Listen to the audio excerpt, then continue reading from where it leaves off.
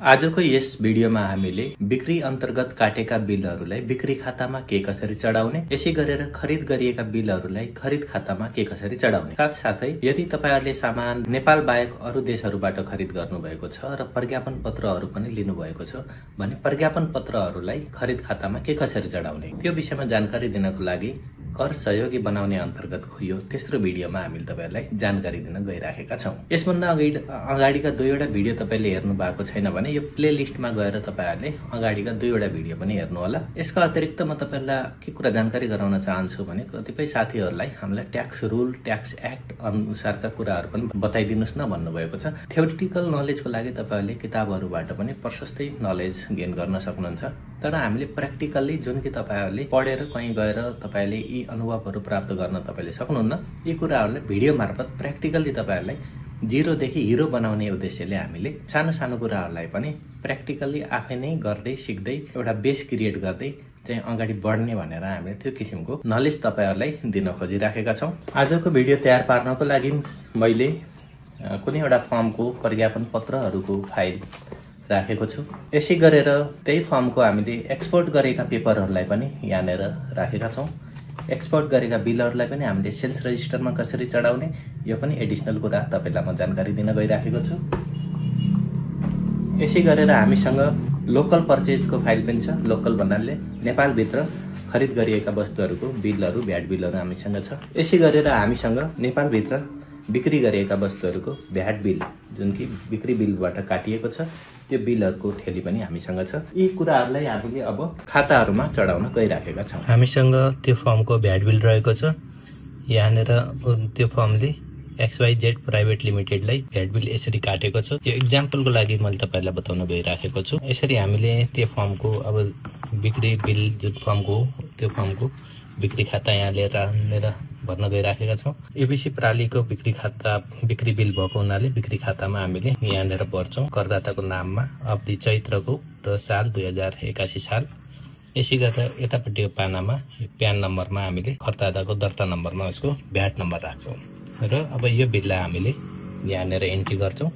मितिमा हामीले यसलाई राख्छौं। यहाँनेर जुन मिति देख्नुहुन्छ 2081 12 महिना 1 गते। खातालाई तपाईले अंग्रेजीमा पनि भर्न सक्नुहुन्छ, नेपालीमा पनि भर्न सक्नुहुन्छ, कुनै समस्या आउँदैन। फन्ट तपाईले जुनसुकै युज गर्न पनि सक्नुहुन्छ। कुनै ठाउँमा अंग्रेजी कुनै ठाउँमा नेपाली भयो भने पनि केही फरक चाहिँ पर्दैन। यसै गरेर बिजक नम्बरमा यहाँ जुन बिजक नम्बर हुन्छ यो बिजक नम्बरलाई यहाँनेर राख्नुपर्ने हुन्छ। खरिदकर्ताको नाम, कुन पार्टीलाई चाहिँ हामीले बिक्री गरेका छौं, यहाँनेर बायस नेम भनेर जुन छ यो XYZ प्राली भएको हुनाले अंग्रेजीमै हामीले XYZ प्राइभेट लिमिटेड भनेर राख्छौं। करदाताको स्थायी लेखा नम्बरमा यहाँनेर जुन स्थायी लेखा नम्बर देख्नुहुन्छ यसले फिलअप गर्नुपर्ने हुन्छ। तपाईले पनि भ्याट बिलहरूलाई यही मेथड अनुसार चाहिँ बिक्री खातामा एन्ट्री गर्नु होला। जम्मा बिक्री र निकासी भनेर भनेको छ। जम्मा जम्मी बिक्री यो बिल अन्तर्गत 9,88,750 रुपैयाँ छ।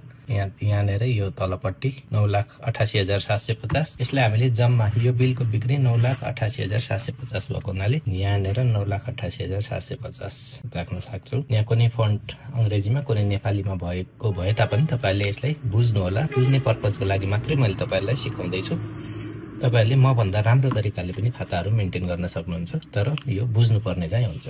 यस्तै गरेर स्थानीय कर छुटको बिक्री यो बिल अन्तर्गत छैन। हुन्थ्यो भने यहाँनेर कर छुटको बिक्री घटाएर ट्याक्सेबल अमाउन्ट राखिन्थ्यो। यहाँनेर टोटल बिलको अमाउन्ट भ्याटेबल भएको हुनाले कर छुटको स्थानीय कर छुटको बिक्रीलाई यहाँनेर राख्नु पर्दैन। भ्याट नलागिकन काटेको बिलहरूलाई चाहिँ स्थानीय कर छुटको बिक्रीमा राख्नुपर्ने हुन्छ।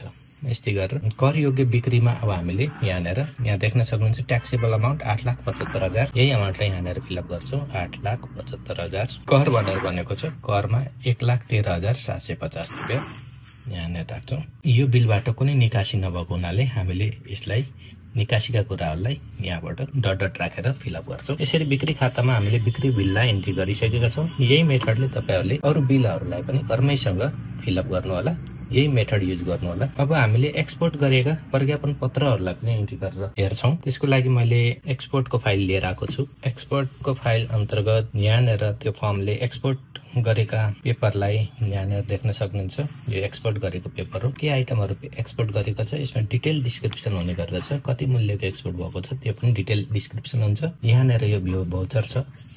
यस्तै किसिमको एक्सपोर्ट पेपरसँगै तपाईँले भाउचर पनि पाउनुहुनेछ। अब हामीले यसलाई एन्ट्री गर्ने क्रममा मिति कुन मितिको यो बिल चैत्र 1 गतेको एक्सपोर्ट पेपर रहेछ, त्यसैले हामीले यो जुन एक्सपोर्ट पेपर छ यो एक्सपोर्ट पेपरलाई हामीले कसरी चढाउने मितिमा राख्ने 2081 12 महिना 1 गते एक्सपोर्ट पेपरमा मिति उल्लेख गरिएको हुन्छ। त्यो मितिलाई यहाँनिर राख्नुपर्ने हुन्छ। बीजक नम्बर भनेको छ, बीजक नम्बर यहाँ टपमा तपाईँले देख्न सक्नुहुन्छ। यहाँनिर बीजक नम्बर भनेको छ, बीजक नम्बर यहाँ टपमा तपाईँहरूले देख्न सक्नुहुन्छ। यहाँनिर छ यसको केसमा यक्ष 3754 भनेर कस्टम रेफरेन्स जुन बनेको छ, यसैले हामीले यहाँनिर एन्ट्री गर्छौँ यक्ष 3754 यक्ष 3754 यहाँनिर एन्ट्री गर्यौं। अब हामीले कुन पार्टीबाटलाई चाहिँ यो एक्सपोर्ट भएको छ, कुन पार्टीलाई एक्सपोर्ट गरेको छौँ त्यो पार्टीको नाम राख्छौँ। एक्सपोर्ट गरेको पार्टीको डिटेल यहाँनिर राखेको हुन्छ यो पेजमा। यो तपाईँले पुरै देख्नु भएन सायद। इम्पोर्टरको नाममा यहाँनिर एक्सपोर्ट गरेको पार्टीको नाम राखेको हुन्छ। एक्सपोर्ट गरेको पार्टी यो केसमा निटिङ फिबर INC USA रहेको छ। यसलाई हामीले यहाँनिर जस्ता तस्तै लेख्छौँ, यसरी राख्छौँ। यसरी राखिसकेपछि त्यो फर्मको प्यान नम्बर, स्थायी लेखा नम्बर नेपालमा दर्ता नभएको फर्म हुनाले स्थायी लेखा नम्बर छैन, यो राख्नु पर्दैन। यो एक्सपोर्ट गरेको टोटल अमाउन्ट कति छ त त्यो अमाउन्टलाई अब हामीले जम्मा बिक्री तथा निकासीमा राख्छौँ। जस्तो कि यहाँनिर देख्न सक्नुहुन्छ यसको टोटल निकासी भनेको डलरमा दिएको छ यहाँनिर 13,839 रुपियाँ 21 पैसा र एक्सचेन्ज रेट त्यो दिनको रहेको छ 139 रुपियाँ 65 पैसा। हामीले यसलाई मल्टिप्लाई गरेर टोटल एक्सपोर्टको फिगरमा फिलअप गर्छौँ। हामीले यसलाई मल्टिप्लाई गर्छौँ 13,839 रुपियाँ 21 पैसा इन्टु 139 रुपियाँ 65 पैसा एक्सचेन्ज रेट। यो गर्दाखेरि टोटल एक्सपोर्ट भ्यालु रहेछ 19 लाख। टोटल एक्सपोर्ट भ्यालु रहेछ 19,32,645 रुपियाँ 67 पैसा। यसमा चाहिँ एक्सपोर्टको यो आइटममा भ्याट लागेको छैन, त्यसैले यो नन भ्याटेबल आइटम पनि हो। स्थानीय छुटको बिक्रीमा ड्यास राखिदिन्छौँ। कर योग्य बिक्रीमा पनि केही आउने भएन, यो नेपालभित्रको बिक्री होइन। निकासी गरिएको वस्तु वा सेवाको मूल्य भनेर भनेको छ। निकासी गरिएको वस्तु वा सेवाको मूल्य नै सेम अमाउन्ट हामीले यहाँनिर राख्न पर्ने हुन्छ 19,32,645 रुपियाँ 67 पैसा। निकासी गरेको देश भनेको छ, यसको केसमा USA भयो। निकासी प्रज्ञापन पत्र नम्बर भनेको छ, जुन कि प्रज्ञापन पत्र नम्बर हामीले बीजक नम्बरमा पनि राखेका छौँ। त्यही अमाउन्टलाई त्यही फिगरलाई यहाँनिर राख्छौँ। निकासी प्रज्ञापन पत्र मिति कुन मितिको प्रज्ञापन पत्र हो भनेर भनेको छ, त्यो प्रज्ञापन पत्रमै उल्लेख गरिएको हुन्छ। तपाईँले हेर्नुभयो भने भेट्नुहुन्छ, त्यो मितिलाई यहाँनिर राख्छौँ। यसरी एक्सपोर्ट गरेको पेपरलाई हामीले बिक्री खातामा चढाएर बिक्री खाता तयार गरेका छौँ। नेपालभित्रको बिक्री र नेपाल बाहिरको एक्सपोर्टलाई बिक्री खातामा कसरी इन्टर गर्ने, कसरी चढाउने, यही मेथड तपाईँले फलो गर्नु होला। अब हामीले खरिदका कुराहरूलाई खरिद खातामा इन्ट्री गर्छौँ। एकदम सजिलो छ, कति पनि गाह्रो छैन।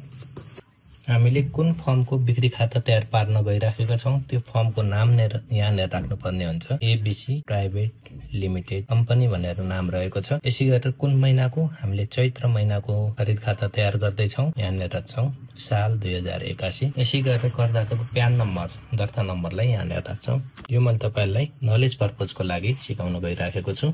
मानौ यो 12-1 महिनाको बिल थियो भने हामीले 12-1 भनेर यहाँनिर राख्छौँ। 12 महिनाको खरिदमा कुनै पनि बिल नभएको हुनाले यो सिकाउनको लागि फेरि बिल त इन्ट्री गर्नु पर्यो। तसर्थ यो बिललाई इक्जाम्पल हेतु हामीले चैत्र महिनाकै बिल मानेर खरिद खातामा चढाउँदैछौँ। बीजक नम्बरमा तपाईँले यहाँनिर देख्न सक्नुहुन्छ, यो बीजक नम्बर यहाँ रहने गर्छ 8182 DM1 00851 851 मात्र यहाँनिर राख्दा हुन्छ। यो प्रज्ञापन पत्र अन्तर्गतको खरिद नभएको हुनाले लोकल खरिद भएको हुनाले हामीले प्रज्ञापन पत्रलाई खाली राख्छौँ। आपूर्तिकर्ताको नाम कुन व्यक्तिबाट खरिद गरिएको हो त त्यो खरिद गरिएको व्यक्तिको डिटेल यहाँनिर हुन्छ।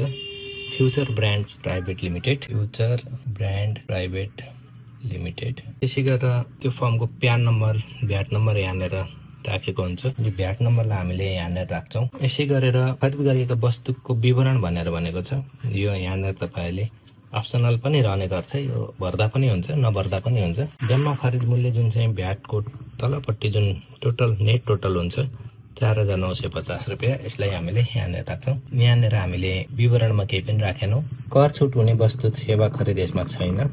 कर योग्य खरिद कति हो त यहाँनिर देख्न सक्नुहुन्छ ट्याक्सेबल अमाउन्ट भनेको 4,380 रुपियाँ 54 पैसा, 80 रुपियाँ 54 पैसा र यसको भ्याट भयो 569 रुपियाँ 47 पैसा। करयोग्य पैठारी छैन, नभएकोले हामी ब्ल्याङ्क राख्छौं। यसरी लोकल पर्चेजलाई हामीले खरिद खातामा यही मेथड युज गरेर चढाउन सक्छौं।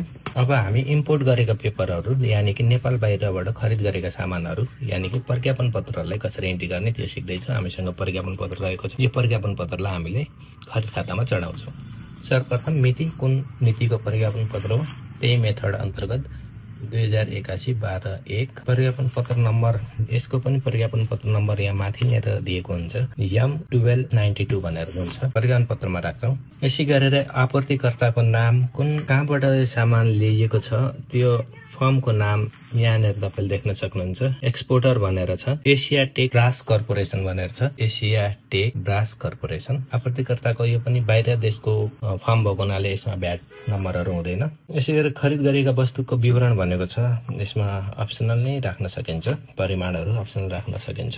खरिद जम्मा खरिद मूल्यमा तपाईले यहाँनिर देख्न सक्नुहुन्छ। यसको टोटल खरिद मूल्य भनेको यहाँ तलपट्टि तपाईले देख्न सक्नुहुन्छ, यहाँनिर देख्न सक्नुहुन्छ। यो जुन चाहिँ भ्याटको मुनि जुन देखिन्छ अंक, यो अंक भनेको खरिद मूल्य हो।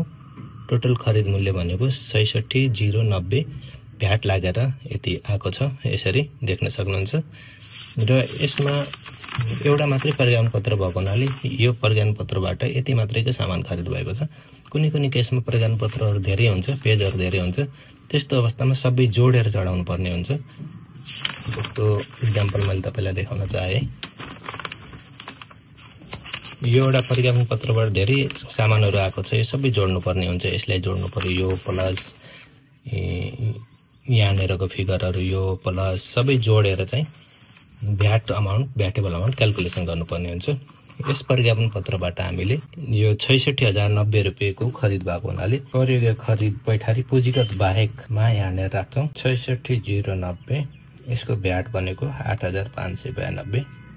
टोटल जोड्दाखेरि जुन फिगर आउँछ त्यसलाई यहाँनिर राख्छौँ। भिडियो केही लामो भए तापनि तपाईले आफ्नो आवश्यकता अनुसार टाइम ग्यापमा चाहिँ क्लिक गरेर भिडियो हेर्न सक्नुहुन्छ। यसरी टोटल फिगर जोड्दाखेरि 74,682 आएको छ। 74,682 हामी यहाँनिर राख्छौँ। यो हामीले कुनै पनि फिल गर्दैनौँ। यदि पुँजीगत भन्नाले यदि मेसिनरी आइटमहरू खरिद हो भने चाहिँ यहाँनिर राख्नुपर्ने हुन्थ्यो। सामान जुन कि र मेटेरियल खरिद भएको हुनाले हामीले यहाँनिर राखेका छौँ, पुँजीगत बाहेक भनेर भनेको छ। यसरी इम्पोर्ट पेपरलाई पनि यही मेथडहरू फलो गरेर हामीले खरिद खातामा चढाउन सक्छौँ। यसरी सामान्य रूपमा खरिद र बिक्री खातामा बिलहरू चढाउने तरिका यही नै हो। तपाईलाई केही जिज्ञासाहरू, केही सुझावहरू भएमा चाहिँ कमेन्ट गर्नु होला। मेथड यही नै हो। यही मेथड तपाईले फलो गर्नुभयो भने तपाईले आफै क्लाइन्टको खरिद बिक्री खाताहरू मेन्टेन गर्दिन सक्नुहुन्छ। र खरिद बिक्री खाता मेन्टेन गरेपछि तपाईहरुलाई खरिद बिक्री खातामा अंकहरूलाई फेरि भ्याट रिटर्नमा कसरी चढाउने, अडिट फाइनान्शियल स्टेटमेन्ट बनाउँदाखेरि चाहिँ त्यो फिगरहरूलाई कसरी राख्ने, त्यो पनि तपाईहरुले पछि बुझ्नु नै छ सजिलै तरिकाले। त्यसैले कर सहयोग बन्नको लागि तपाईहरुलाई खरिद खाता र बिक्री खाताको विषयमा प्र्याक्टिकल नलेज हुनु जरुरी छ। यही मेथड फलो गरेर तपाईहरुले खरिद बिक्री खाताहरू मेन्टेन गर्दै जानु होला। यसरी साथीहरु, तपाईहरुले आजको भिडियोबाट बिक्री बिलहरूलाई बिक्री खातामा, खरिद गरिएका बिलहरूलाई खरिद खातामा र प्रज्ञापन पत्रहरूलाई पनि खरिद खातामा के कसरी एन्ट्री गर्न सकिन्छ, बिक्री खाता खरिद खाता कसरी तयार गर्न सकिने रहेछ, त्यो विषयमा सम्पूर्ण जानकारी प्राप्त गरिसक्नु भएको छ। यदि केही दुविधा डाउटहरू छन् भने अवश्य पनि तपाईहरुले कमेन्ट गर्नु होला। मैले सक्दो समय निकालेर तपाईका जिज्ञासा उपर अवश्य पनि रिप्लाई गर्नेछु। अहिलेलाई यो भिडियो यही छोट्याउन चाहन्छु। हस्, नमस्कार।